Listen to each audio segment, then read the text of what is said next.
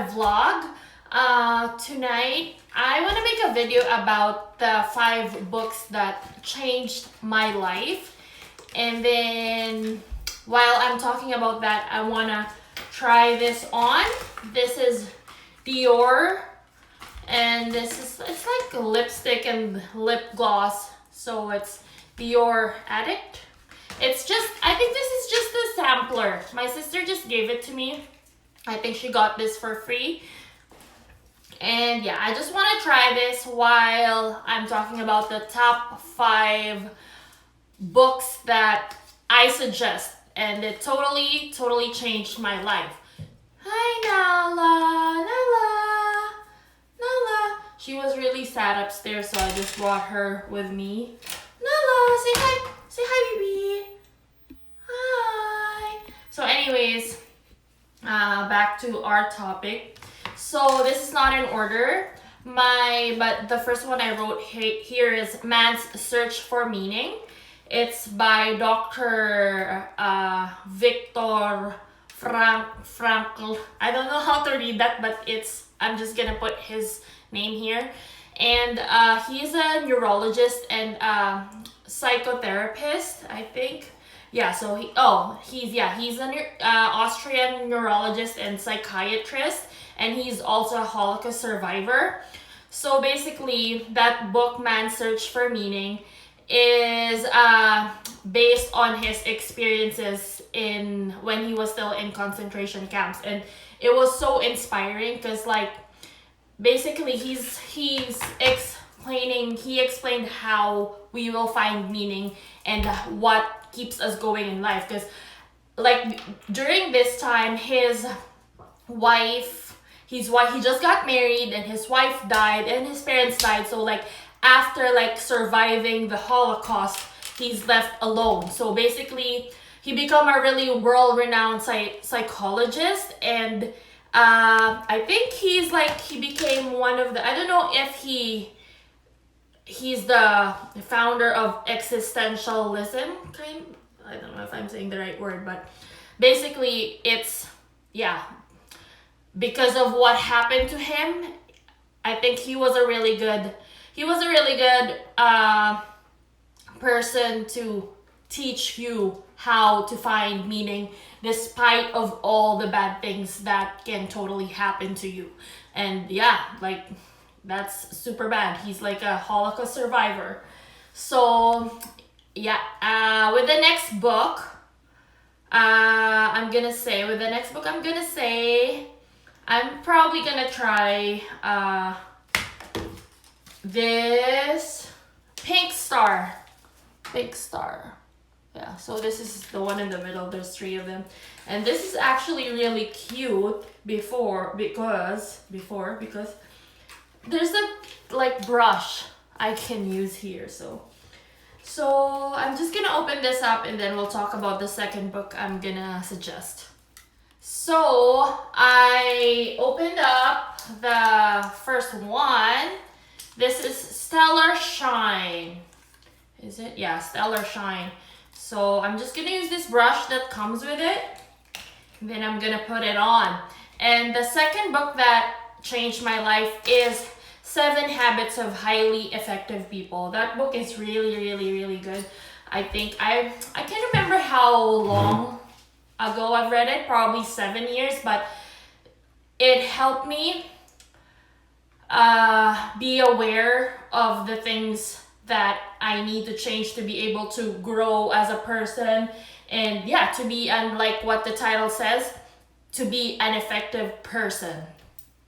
So that's why 7 Habits of Highly Effective People. So basically, it will give you the habits of the highly effective people. And I think I just remember that it's so good that I even deactivated my Facebook just so I can finish it and I can just focus reading it. And I think up to now, all the stuff I learned from that book, I still bring with me everywhere, in the workplace, in my friendships.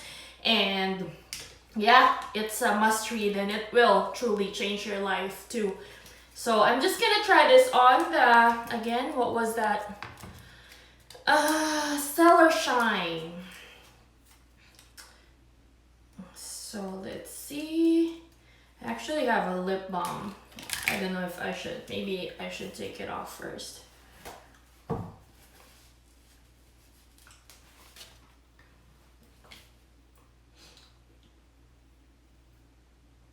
Parang nag-iusin.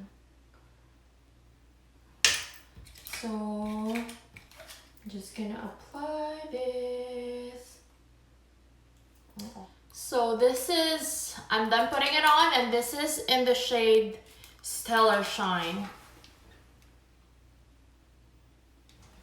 It is really glossy. It is really shiny.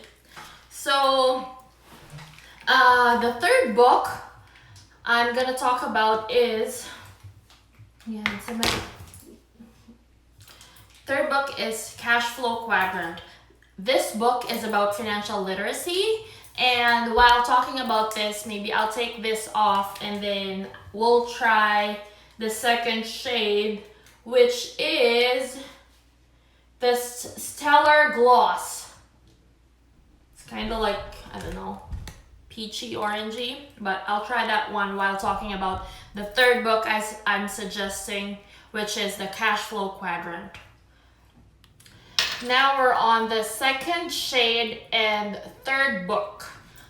This shade is Stellar Gloss, and while I'm putting this on, I want to talk about Cashflow Quadrant, or I'll put it on first and then I'll talk about the Cashflow Quadrant. I'll just use my hands. I think it's better.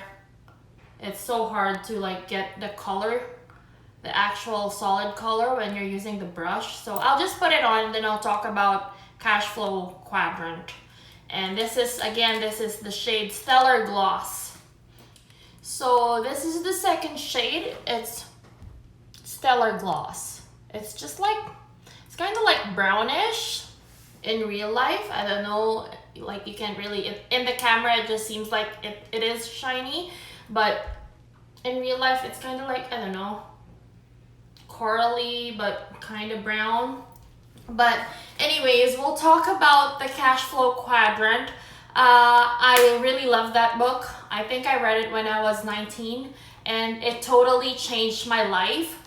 It is one of the books that have taught me about financial literacy. So if you're someone who's like wanting to know more in terms of financial aspect and yeah, just to be illiterate financially, I think that's one of the books you can start on, because it's pretty easy to understand. It will give you like a good understanding about financial literacy. And then my fourth book is Have a New Kid by Friday. So it was written by my favorite psychologist, Dr. Kevin Lehman. And I really love him because he's also a Christian and I'm also a Christian. So I really like his values in terms of parenting and any other, like he wrote a lot of books, but my favorite are his parenting books the most. And this Have a New Kid by Friday, basically it's like in 5 days you're gonna have a new kid but in reality it doesn't really work that way. So you have to be consistent, and I like that book taught me that you also have to change in order for your kids to change. So it will teach you about the things you should do as well, so that your kids can change because you also changed. And one of my favorite tips in that book is, like he said, he would always say that always remember that B won't happen if your kid didn't do A. So for example, this is how I do it at home. For example, my daughter, she has chores at home. Because she's part of our family, I think it's important that for me to teach her to help. And so she does the laundry, she folds clothes. Well, I do the laundry, she folds clothes, and then she do the dishes, like put the dishes away and put the dirty dishes in. So let's say B is equivalent to watching TV or playing on the computer.